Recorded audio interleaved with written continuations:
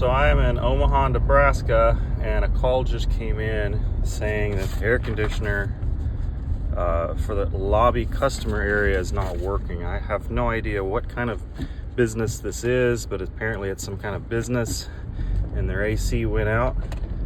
And so I'm on my way, and I'm going to check it out and see what's going on.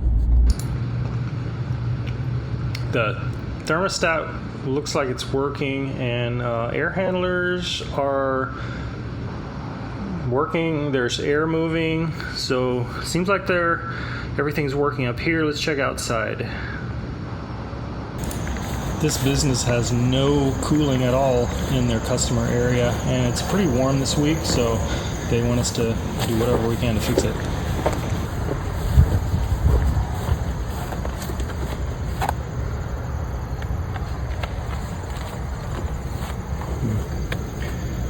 Well, these two are not running. Wells are a bit dirty, but there's a call for cooling. There's a call for cooling, but there's no signs of life. I'll just double check that they have power. Well, that's an unfortunate little mouse. Well, unit number 1 doesn't seem to have power. Unit number 2 does seem to have power. I hear a buzzing and a lot of heat. This motor is extremely hot. This is interesting. Unit 1 has no power to it. Unit 2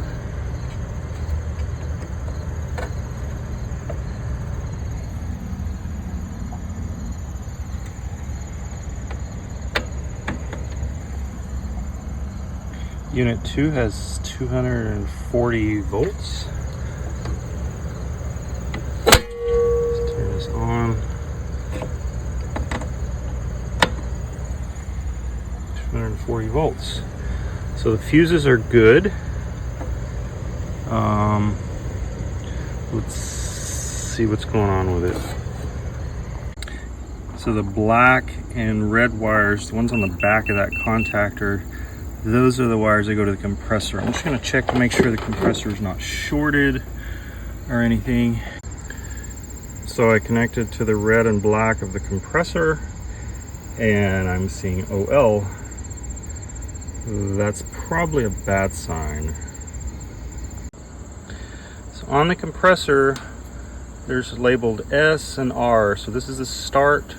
So from S to the common is on top. So between S and R, that's the start windings. Between R and common, that is the compressor run. I tested between R and common, and I got open. So it's open here. So I believe this compressor is no good. And this was extremely hot, and it wasn't turning. So there's power to it, and listen to that. It sounds terrible, and it's hard to turn. So I don't even need to do any more testing. Put my hand on it. It is extremely hot to the touch. So definitely need a new motor, and this compressor is also very hot to the touch. I think it's hot because the start windings we're trying to energize, so there's power to the start windings. So that compressor is toast. The condenser's dirty. That's probably part of the reason it failed. Most likely what happened is the fan stopped turning and it just overheated the compressor.